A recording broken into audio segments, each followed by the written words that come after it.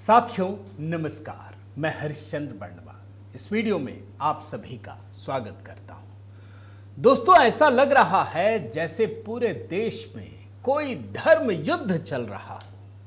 हर व्यक्ति अपने अपने सिरे को पकड़ रहे हैं और इस सिरे में दोस्तों आपको जुडिशरी की भूमिका भी देखनी होगी। मुझे तो बहुत, जैसे कहते हैं ना, फील गुड होना, वो एहसास हो रहा है दोस्तों। मैं आज आपको दिखाऊंगा जजों का सिंघम अवतार। आखिर जुडिशरी में किस तरह के फैसले आ रहे हैं वो आपको दिखाऊंगा।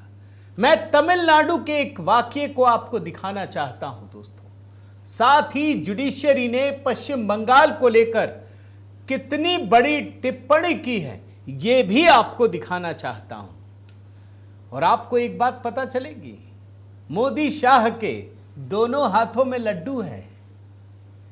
अच्छा, जिन लोगों को कुछ पता नहीं होता, घुस जाते हैं ना किसी मामले में, तो क्या होता है, ऐसी कहानी आपको प्रियंका वाड्रा में दिखेगी। लेकिन दोस्तों, दुख की बात यह है, बड़े ध्यान से सुनिएगा। देखिए, अच्छी खबर होती है तो बुरी खबर भी होती है, और किसी बुरी खबर के साथ कोई ना कोई अच्छी चीज जरूर होती है। बुरी बात जानते क्या है? हिंदू धर्म में, सनातन संस्कृति में किसी नेक काम को न होने देने के लिए इंडी अलायंस किस हद तक जा सकता है, इसका उदाहरण आपको आज के वीडियो में दिखाऊंगा। एक जज के खिलाफ तमिलनाडु की स्टालिन सरकार ने खुली बगावत कर दी है। और बगावत का आलम यह है, बहुत सारे लोग बोलते हैं ना, मोदी सरकार संविधान नहीं मानती या संविधान खत्म कर देगी बोलती है। आपको मैं दिखाता हूं कि कैसे इंडी गठबंधन ने संविधान की धज्जियां उड़ा दी है। तो आज के वीडियो में दोस्तों बहुत सारी छोटी छोटी चीजें, जो घटनाएं बड़ी है, वो मैं आपको दिखाने जा रहा हूं। मेरा निवेदन है दोस्तों, जरूर कमेंट कीजिएगा, बताइएगा आप क्या सोचते हैं। और साथ ही दोस्तों, संघ की अनसुनी कहानियां को लेकर आप जिस तरीके से कमेंट कर रहे हैं इस पुस्तक को लेकर के, मैं आप सभी को धन्यवाद कहता हूं। एक सज्जन ने एक गलती पकड़कर बताई है, और वो भी गलती हमारी नहीं है, क्योंकि हमने कहीं ना कहीं कोट किया है एक शहर का नाम। तो अमृतसर के एक सज्जन हैं, मैं उनको धन्यवाद बोलता हूं। जो नया संस्करण आ रहा है उसमें हमने उस शहर का नाम ठीक कर दिया है। तो आप चूक ना जाएं दोस्तों। संघ की अनसुनी कहानियां सिर्फ गूगल में टाइप कीजिए, मैंने डिस्क्रिप्शन में भी डाल दिया, खरीदिए, पढ़िए और कमेंट में जा करके मेरा नया गीत भी देखिए।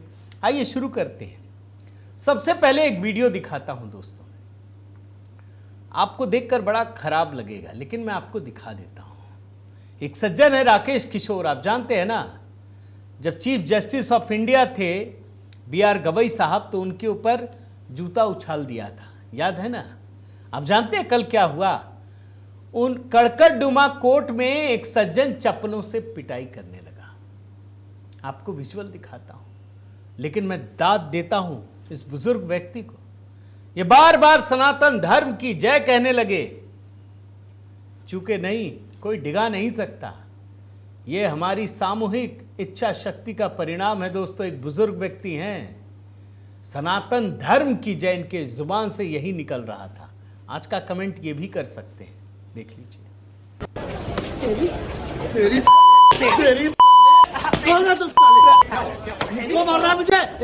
सनातन धर्म की जय हो, सनातन धर्म की जय हो, सनातन धर्म की जय हो, सनातन धर्म की जय हो। मैं तो दोस्तों राकेश किशोर जी, इनको सैल्यूट करता हूं। मैं भी कहता हूं इनके साथ, सनातन धर्म की जय।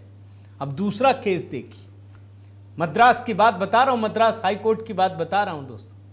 वहां एक जज हैं GR Swaminathan.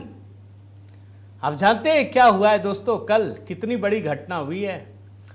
Madras high court के जस्टिस स्वामीनाथन को हटाने के लिए कल लोकसभा में 100 जजों ने मोर्चा खोल दिया। 100 सांसदों ने, माफ कीजिएगा, जज बोल रहा हूं मैं, और इसमें प्रियंका गांधी भी है। 100 जज चिट्ठी लेकर पहुंचे हैं लोकसभा अध्यक्ष के पास। क्यों? क्योंकि ये जज साहब हिंदुओं के पक्ष में फैसला दे दिए हैं। हिंदुओं के पक्ष में कोई फैसला दे दे, दरगाह के खिलाफ दे दे, अब ये खुले आम जंग का ऐलान कर चुके हैं कि इस जज को हटाओ, ताकि फिर इस देश में कोई जज हिंदुओं के पक्ष में फैसला ना दे सके। मैं आपको खबर दिखा दे रहा हूं, मैं आपको विजुअल दिखाता हूं दोस्तों, देख लीजिए। डीएमके की सांसद है कनिमोझी, सौंप रही ओम बिरला को। प्रियंका वाड्रा बगल में खड़ी हैं, बोलती हैं हिंदू धर्म के साथ हैं, मंदिर मंदिर घूमते हैं भाई बहन, हम जानते हैं ना। लेकिन जब मौका आता है ना, तो ये हिंदू धर्म के खिलाफ खड़े हो जाते हैं। किसके साथ खड़े हैं? अरे उसी स्टालिन ने तो कहा था ना कि रेडिकेशन ऑफ सनातन धर्म, समूल नाश कर देंगे।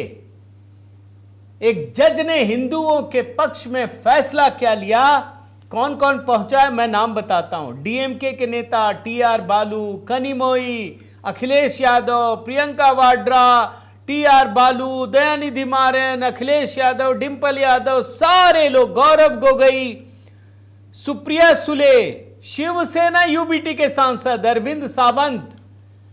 आज तो बाला साहेब ठाकरे की आत्मा रो रही होगी कि मेरा पुत्र किस दिशा में चला गया। ओवैसी के साथ खड़े हैं, ये ओवैसी भी हैं। हिंदू धर्म के पक्ष में ऐसा क्या हो गया? 120 सांसदों के हस्ताक्षर हैं। क्या आरोप लगाया गया? आरोप यह लगाया है कि ये जज निष्पक्ष नहीं है, पारदर्शी हैं। ये सिर्फ हिंदुओं का पक्ष ले लेते हैं। आप सोचिए कौन है जस्टिस स्वामीनाथन? आपको बता देता हूं। जस्टिस जीआर स्वामीनाथन तिरुवरूर के रहने वाले हैं। 2017 में मद्रास हाईकोर्ट के एडिशनल जज बने। अप्रैल 2019 में स्थायी जज नियुक्त हुए। जस्टिस स्वामीनाथन के फैसलों की तारीफ सुन लीजिए, सुप्रीम कोर्ट और संयुक्त राष्ट्र तक हो चुकी है। इंटरसेक्स बच्चों पर गैर जरूरी मेडिकल हस्तक्षेप पर रोक लगाने वाले उनके फैसले ने एक बड़ी मिसाल कायम की थी।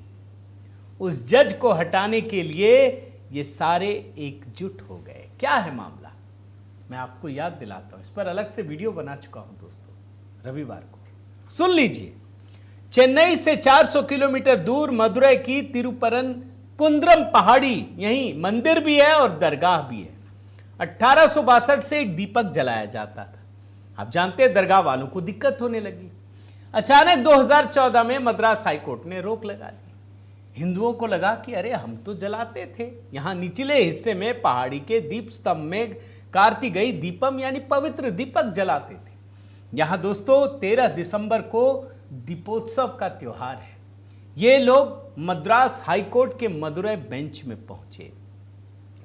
न्यायाधीश जीआर स्वामीनाथन, इन्होंने 1 दिसंबर को आदेश दिया कि जलाने की अनुमति दी जाए। पहले भी थी परंपरा, मंदिर की पहाड़ी है उसकी जगह, आपको क्या दिक्कत? बोला 3 दिसंबर को जलाने दीजिए। स्टालिन ने मना कर दिया, हम नहीं जलाने देंगे। हाई कोर्ट के आदेश को ठुकरा दिया। फिर याचिकाकर्ता पहुंचे हाई कोर्ट 4 तारीख को। बोला अरे ये तो कंटेम्प्ट ऑफ कोर्ट का मामला है। कोर्ट ने चेक किया, बोला हां आपने नहीं दिया। बोला आज शाम 6 बजे आपको देना है। सीआईएसएफ को बोला गया कि आप सुरक्षा दीजिए। आप जानते क्या हुआ?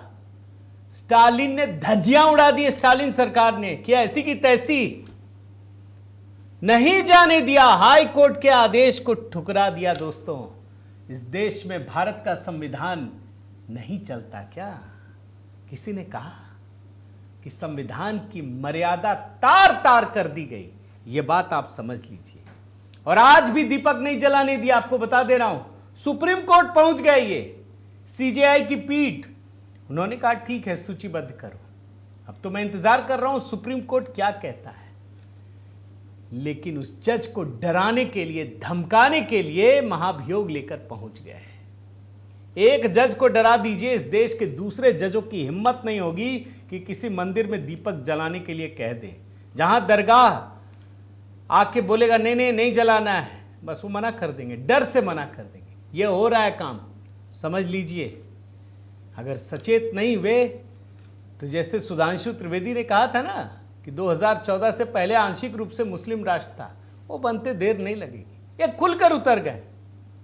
तो ये है पहला मामला दोस्तों, और इसमें प्रियंका वाड्रा भी कूद पड़ी हैं, कहते हैं ये सब हम हिंदू हैं, हिंदुओं के खिलाफ सारे काम में एक साथ होते हैं।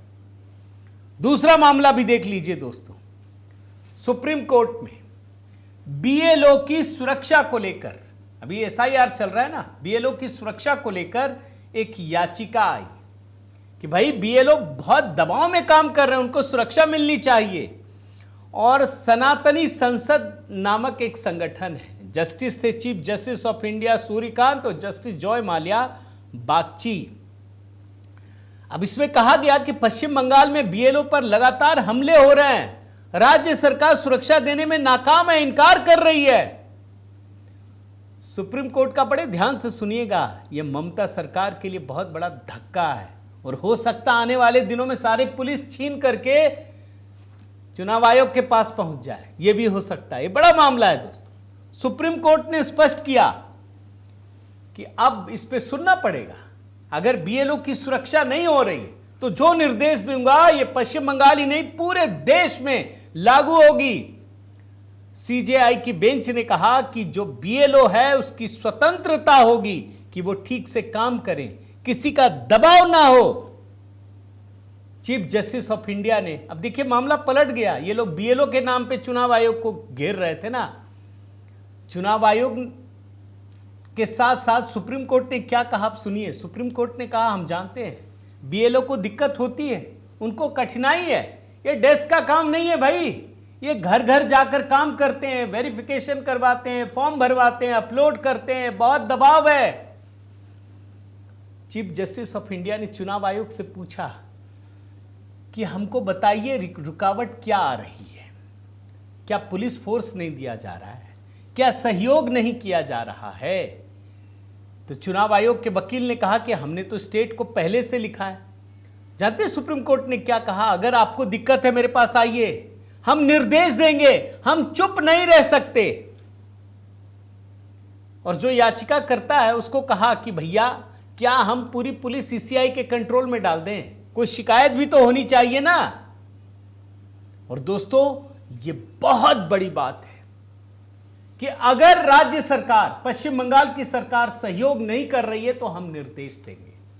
जस्टिस बागची कहते हैं दोस्तों, हम किसी राजनीतिक नैरेटिव में नहीं पड़ रहे हैं, हम सिर्फ इतना चाहते हैं कि ग्राउंड लेवल पर सर का काम बिना किसी रुकावट डर के हो। सीजेआई सूर्यकांत ने कहा कि सभी पॉलिटिशियन वगैरह यहां इसलिए आ रहे हैं क्योंकि उनको लगता है कि यह प्लेटफॉर्म उन्हें हाईलाइट कर रहा है। चीफ जस्टिस कहते हैं कि अगर बीएलओ को सुरक्षा नहीं दी जा रही है तो यह बहुत गंभीर विषय है, आप शिकायत लेकर आइए। इस मामले में बड़ी गंभीरता से बातचीत हुई दोस्तों। चीफ जस्टिस ने कहा कि हम जानते हैं जब तक आप चुनावी प्रक्रिया शुरू नहीं करेंगे, नोटिफिकेशन नहीं होगा, आपके अंडर में पुलिस नहीं आएगी, लेकिन आप शिकायत लेकर आइए, हम पूरी तरह से दिशा निर्देश देंगे। और आप जानते हैं कि पश्चिम बंगाल में बीएलओ को लेकर किस तरह की चीजें हो रही हैं दोस्तों। लगातार वहां पर आरोप लग रहा है कि राज्य सरकार, टीएमसी के लोग बीएलओ पर अत्यधिक दबाव डाल रहे हैं। और जानते हैं इसका असर क्या हुआ दोस्तों, ये मैं पश्चिम बंगाल के संदर्भ में बता रहा हूं, ये ममता सरकार के लिए बहुत बड़ा झटका है। जो कुछ कल सुप्रीम कोर्ट ने कहा बीएलओ को लेकर के, आप पहले ही देखिए कि चुनाव आयोग ने बीएलओ की जो उसका जो बनता है पैसा वो दुगुना कर दिया है ताकि इंसेंटिव भी लगे कि हां हमको काम करना है। दूसरा, अब सुरक्षा की बात हो रही है। चुनाव आयोग ने बहुत कदम उठाए हैं दोस्तों, मैं कुछ कदमों की जानकारी देता हूं। 5 वरिष्ठ आईएएस को विशेष पर्यवेक्षक बना दिया है और ये केंद्र सरकार से लेकर गए हैं। ये अधिकारी प्रेसिडेंसी, मेदिनीपुर, बर्दवान, मालदा, जलपाईगुड़ी डिवीजन की जिम्मेदारी संभालेंगे। और एक एक आईएएस अधिकारी, जैसे मैं आपको बताता हूं कौन कौन है। रक्षा मंत्रालय के संयुक्त सचिव हैं कुमार रविकांत सिंह को प्रेसिडेंसी डिवीजन में लगाया गया है। गृह मंत्रालय के संयुक्त सचिव नीरज कुमार बसोड़ मेदिनीपुर में सूचना प्रसारण मंत्रालय में संयुक्त सचिव कृष्ण कुमार निराला को, आर्थिक मामलों के विभाग के संयुक्त सचिव आलोक तिवारी को मालदा में और ग्रामीण विकास मंत्रालय के संयुक्त सचिव पंकज यादव को जलपाईगुड़ी डिवीजन में पर्यवेक्षक बनाया गया। अब एक एक चीज की जांच हो रही है दोस्तों। अब ये देखा जा रहा है बीएलओ को भी सशक्त कर रही है सरकार। मतलब चुनाव आयोग, सुप्रीम कोर्ट साफ साफ कह चुका है कि बीएलओ को आप पूरा अधिकार दीजिए, उसको इंसेंटिव दीजिए, और ऊपर से सारे बड़े बड़े अधिकारियों को लगाया गया है। अगर कोई ये सोच रहा है कि बंगाल में ममता सरकार खेल कर देगी, अब संभव नहीं है दोस्तों। और आपको सर का असली असर ये लोग भी जान रहे हैं। बिहार तो सिर्फ चलो हो गया, बिहार में तो जीतना ही था। आपको इस सर का स्पेशल इंटेंसिव रिवीजन का बड़ा असर पश्चिम बंगाल में दिखेगा, आप देख लीजिएगा। और दोस्तों, पश्चिम बंगाल में एसआईआर की प्रक्रिया 4 नवंबर से शुरू हुई है, 11 दिसंबर तक जारी। 16 दिसंबर को ड्राफ्ट मतदाता सूची जारी की जाएगी और 14 फरवरी 2026 को ये प्रकाशित होगी और उसके बाद चुनाव की घोषणा हो जाएगी। तो ये है जुडिशरी का रोल। मैं समझता हूं दोस्तों, जुडिशरी को लेकर जितनी अलग अलग घटनाएं हैं और जो मैंने सिंघम अवतार कहा, वो आपको तमिलनाडु में भी दिखेगा, सुप्रीम कोर्ट में भी दिखेगा। उम्मीद करता हूं आपको ये वीडियो पसंद आया होगा। जरूर कमेंट कीजिएगा दोस्तों। और हाँ, एक चीज मैं बता देता हूं, मोदी शाह के दोनों हाथों में लड्डू क्यों है ये समझ लीजिए। ये लोग जो जस्टिस के खिलाफ महाभियोग लगा रहे हैं ना, दीपक के मुद्दे को सौंप दिया है भाजपा को। अगर दीपक जलाने में कामयाब हो गए, ये नाकाम रहे, तब भी भाजपा की जीत है। और अगर स्टालिन ने रोक दिया, तब भी भाजपा को एक बड़ा आंदोलन चलाने के लिए खुला रास्ता मिल जाएगा। दोनों हाथों में लड्डू है और स्टालिन की सरकार इस बार जाना तय है। उम्मीद करता हूं दोस्तों जरूर आपको पसंद आया होगा। कमेंट कीजिएगा। अगर चैनल आपने सब्सक्राइब नहीं किया है तो जरूर कीजिए, लाइक कीजिए, बेल आइकन दबाइए। और हाँ दोस्तों, संघ की अनसुनी कहानियां ये पुस्तक जरूर खरीदिए। ये भी नैरेटिव डिकोड करने के लिए मैंने 225 कहानियां लिखी हैं। बताइएगा कैसा लगा। मेरा व्हाट्सएप नंबर आपके पास है और जो नया गीत है जिसे मैंने खुद लिखा है, गाया है, वो मैंने कमेंट में पिन कर दिया है। बहुत बहुत धन्यवाद। जय सिया राम।